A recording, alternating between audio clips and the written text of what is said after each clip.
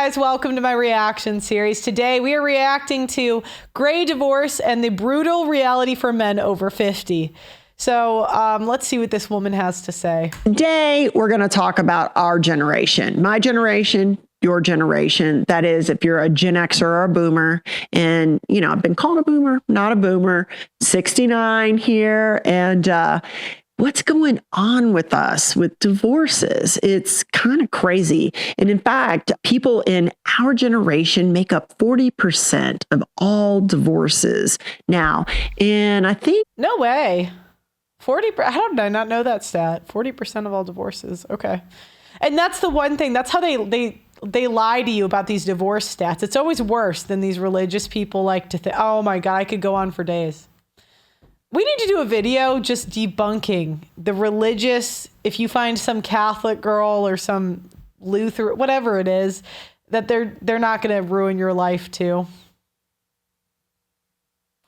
Because what they don't include is they include people that have been married less than 5 years as married, but they don't predict who's going to divorce in the future. So I know why this is happening, and I'm going to share with you why I think that is and why I think it's a bad idea.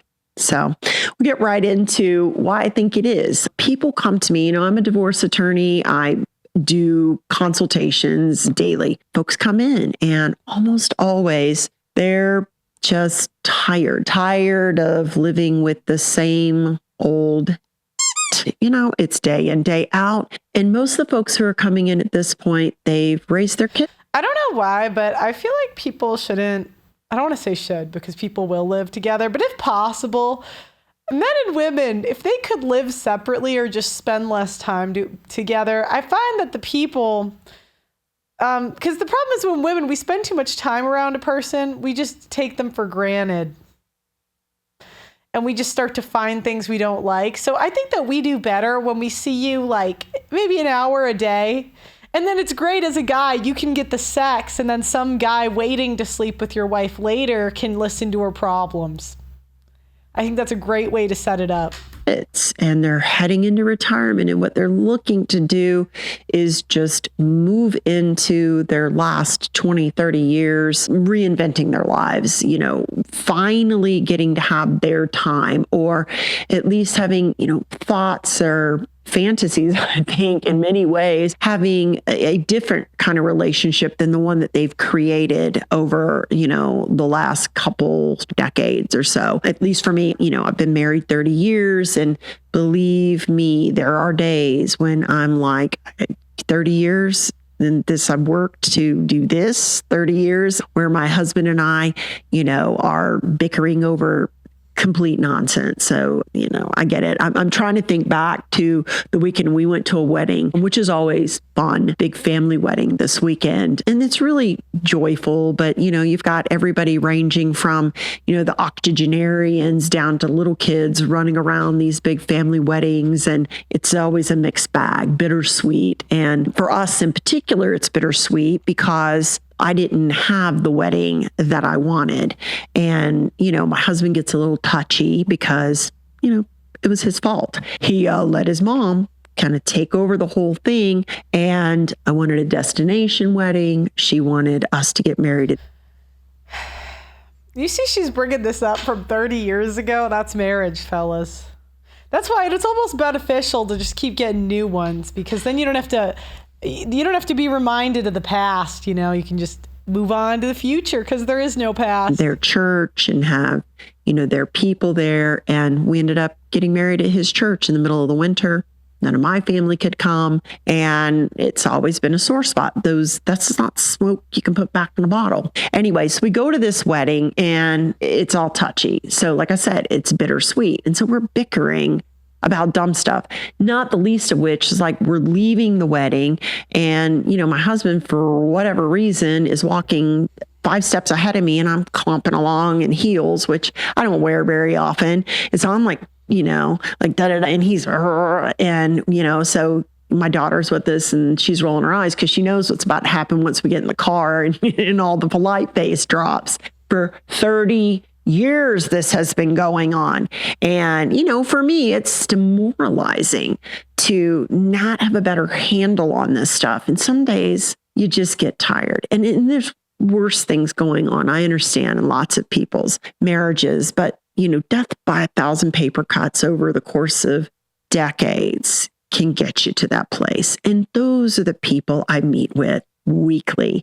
And, hey, what I'm wanting to do is, I just want to be fair. I want to get done. I want to have a good relationship after the fact, so here's what I'm looking for. I want to stay in the house and I want to, maintain my same standard of living as much as possible. And sometimes for women, that means spousal maintenance.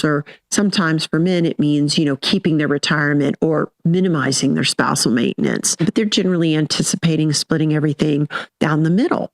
And what I'm in the, I think, a little bit unenviable position to tell people is, it really is true that two can live cheaper than one. And while we can absolutely separate everything out, we can do it quickly, we can do it efficiently, you're really probably not going to have the same standard of living when it comes from, a financial standpoint. In fact, I've got some statistics that, I want to share with you that, women over 50 experience a 45% drop in the standard of living post. Yeah, because this is what happens. Women get the money from the betas in their head, right? Some women view one guy as beta, another as alpha. It just depends. But women will get resources from one guy and then want to bang the other guy, and then they don't realize. And so the goal of feminism is to get the resources from one and bang the guys they like. But unfortunately, women don't have the buying power they used to at 50.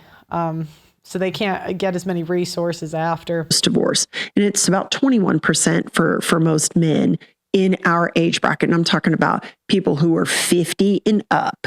And that's, continues to age up as people get older. 27%. The difference is the lifestyle going down really hurts the women, but the men will take peace in an empty apartment over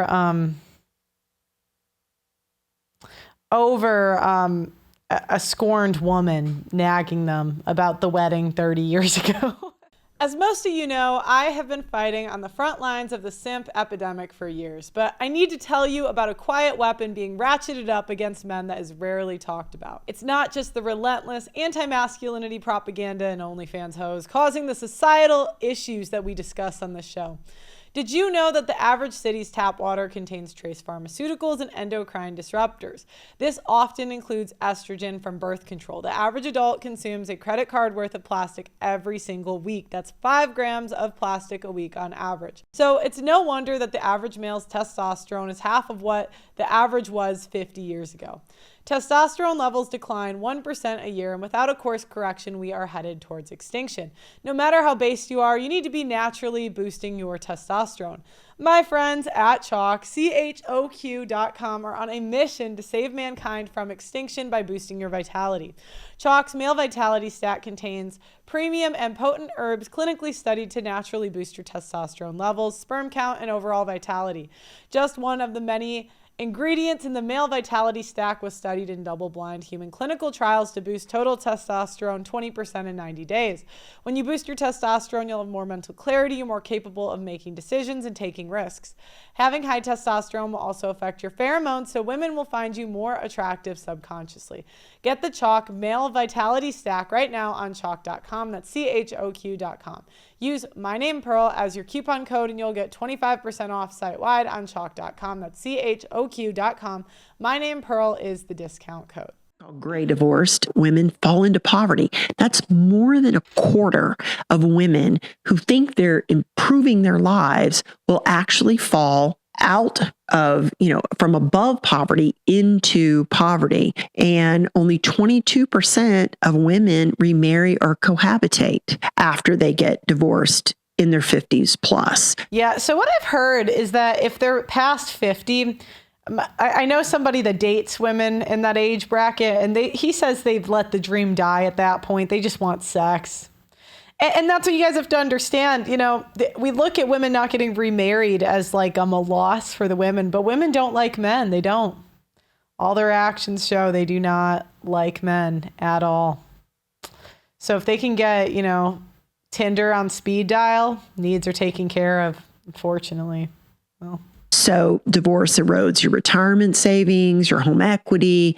And, for a lot of women, especially if they were in a traditional marriage where they were a stay-at-home mom, it creates problems with Social Security. And so they end up finding themselves, instead of this life that they've built together, this retirement that they were looking forward to, it really becomes a getting by. I heard a speaker, a really smart guy, describe it like in the Bible, Israel was in slavery in Egypt, right? And they wanted to go to the promised land, but the choices that they made in the middle left them wandering in the wilderness, wandering in the desert, getting by, scraping by day, never making it to the promised land because, they didn't go to the promised land the right way. Anyway, and I can share a little bit more on my opinions about how to get to the promised land out of Egypt. There's also impacts on health. And this was fascinating to me because they don't think about, even though that's someone annoying you, it might be terrible, but what's worse is being sick by yourself. Women don't really think that through. As I'm seeing more and more people do this, it's concerning. It's concerning to me that boomers, which were my parents, and, even in Gen Xers now, a lot of Gen Xers went through divorce as kids because boomers started to see divorce as just another menu of options to deal with family troubles. So really high numbers of Gen Xers were latchkey kids. And a lot of us decided, I don't want that for my kids. And so we, white knuckled it, just dealt with it until our kids got out of school. And so that's why I think a lot of people are now, hitting that 50, 60, 55, 50s and really thinking, all right, how can I improve my life? How can I, get out there and do things? But what ends up happening is you kind of jump out of the frying pan into the fire, especially when it comes to health. So divorced adults over 50 have higher rates of heart disease, diabetes, depression, and disability. Women, in fact, face higher cardiovascular problems, and, both genders experience weight changes going up, disrupted sleep, and weakened immune system. But here's to me what was the most shocking is an elevated suicide risk. So people are making a choice to improve their lives, but divorced men, particularly over 50, have a suicide rate that is nearly 9 times higher than that of divorced women and of their counterparts. So it's the loss of structure, it's the loss of community, it's the health problems that go along. Yeah, and that's the thing. Women don't think about who's going to take care of them when they're old, and generally become someone else's problem because they can't pay for it. A lot of daughters are enslaved to their mother's health problems and money problems, or sons, because men, they can't let women fail.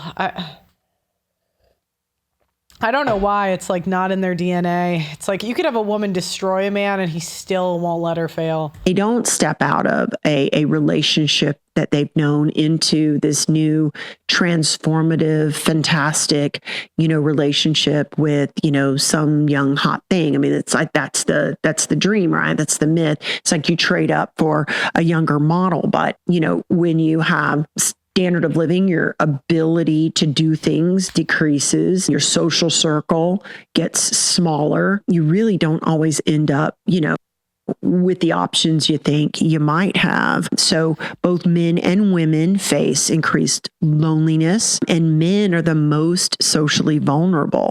And in fact, because most men don't have a lot of choice when it comes to dating. So, to be fair, neither do old women, but old women, the thing is, they'll still get 100 matches on a dating app. You would be shocked.